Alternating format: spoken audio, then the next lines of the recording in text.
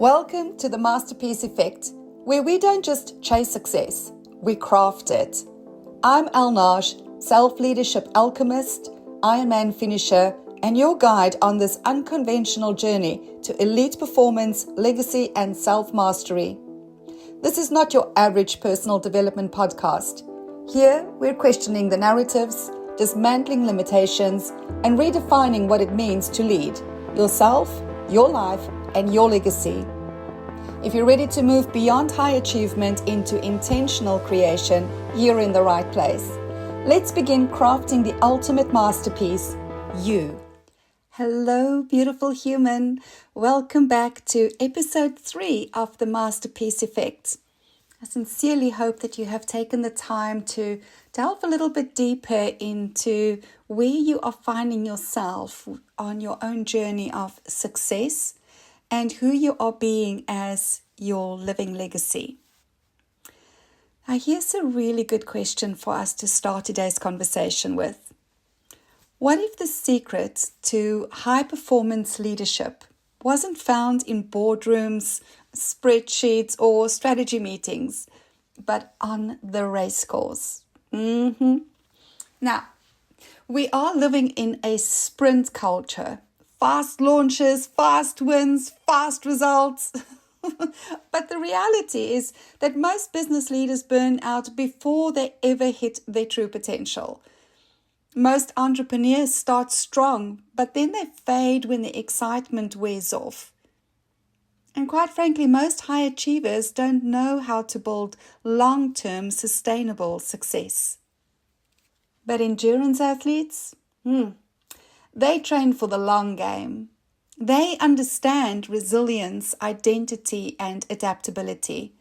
They don't sprint through life. They master the art of sustainable strategic performance. So in today's episode of the Masterpiece Effect, we're diving into why endurance athletes make the best business leaders, how periodization in training can prevent burnouts in business, and why running your own race is the key to lasting success. So if you're a high performer who's always in go mode, then this episode will change how you think about success, sustainability, and leadership. So let's dive in.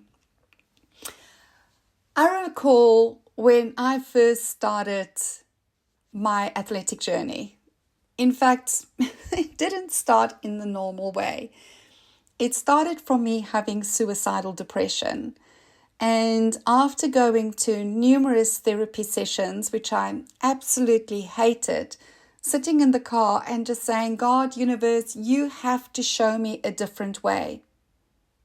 And on the way home that day, I drove past a kickboxing dojo, which I had never noticed before. And there was just this calling inside that said, go and sign up. And so I did. I literally pulled the car into the parking lot, hopped out of my car. The owner of the dojo was there. And I signed up and started kickboxing the next day. Now, kickboxing completely took me out of a state of suicidal depression or any form of depression. From where I started cycling, fell in love with the sport, started racing, first just, like the weekend warrior, and then getting a little bit more serious, getting my license and doing licensed racing and working all the way up to getting a silver medal or 2 at provincial level. And then one day, a friend sent me a YouTube clip of Ironman. And as I heard the words, John, you are an Ironman, something inside me just went, oh, I was born to be an Ironman. And so I signed up, and 4 months later, against all odds, I crossed the finish line and I became an Ironman. And I know you might have heard the story before, and I've gone into greater detail, and I keep coming back to the story because it's so important in many facets of my own personal remembrance of who I am and a reclamation of who I am.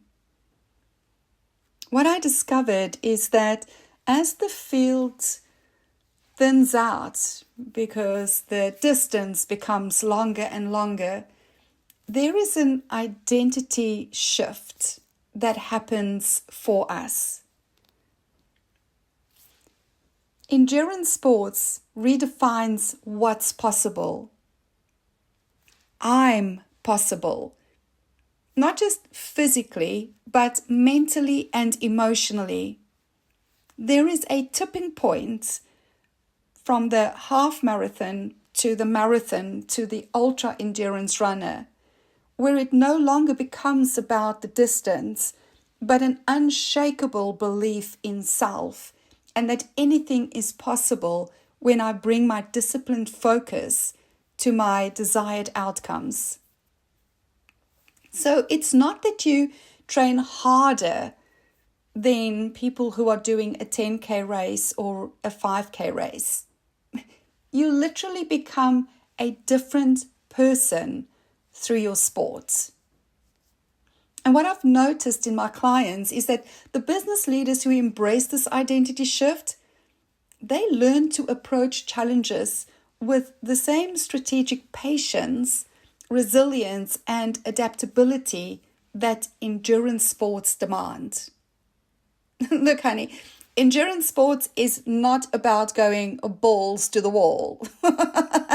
You're going to try that strategy a couple of times, and if that is not your personal strength, like myself, man, I am like an old diesel engine. I do not go fast, but I can pace myself for hours. And I learned that this is not about grinding through it. Endurance sport is about training yourself to thrive in extended discomfort, which is exactly what high-stake business leadership requires. Business is not all moonshine and roses. It is continuous growth. It is continuous exploration of things that work and don't work so that we can grow and evolve from that. And so as we shift from an identity of what is possible to I am possible, I'm possible instead of impossible, the game changes completely. The second lesson that I learned in my sports was the principle of periodization. Now, what this is, if you're not familiar with it, is it's normally a 4-week block in which you start at a certain point and the intensity and duration increases incrementally for 3 weeks. And then the 4th week, you step back a little bit. It's a respite and recovery period for you. From where you start again on a higher level than before, and then you do the next period. And what this really trains us is to not burn out, to have sustaining peak performance. And I will say this as well. The recovery week is normally the week that requires the most discipline because we enjoy the hustle of the other weeks. We enjoy the speed and momentum of the other weeks. So pulling back a little bit is a sign of emotional maturity. It is the discipline to understand that there is a process happening in the body and in the mind. And I find that this works brilliantly in my coaching as well. 3 weeks on, 1 week recovery.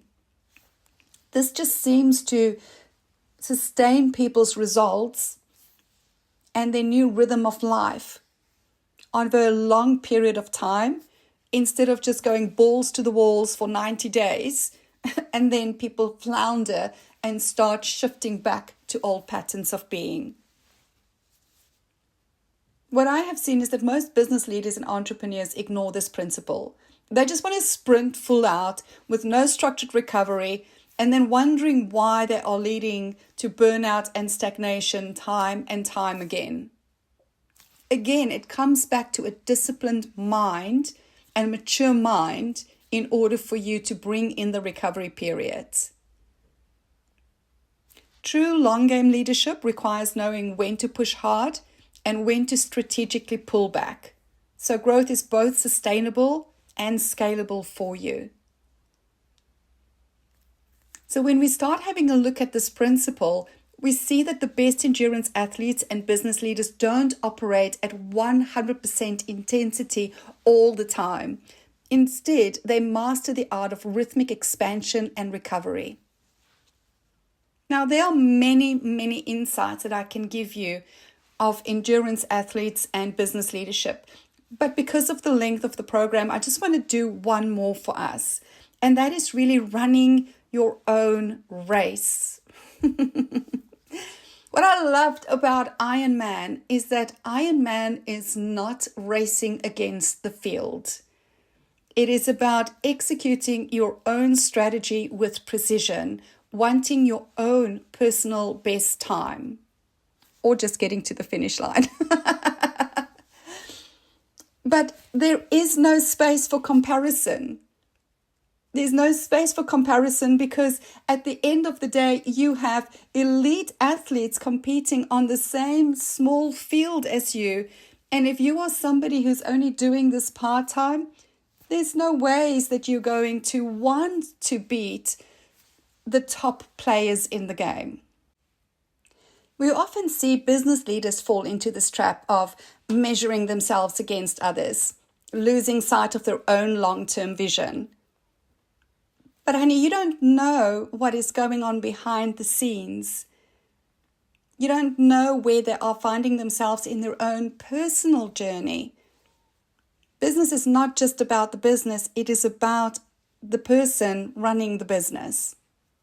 So, comparing yourself to other people is always a losing game.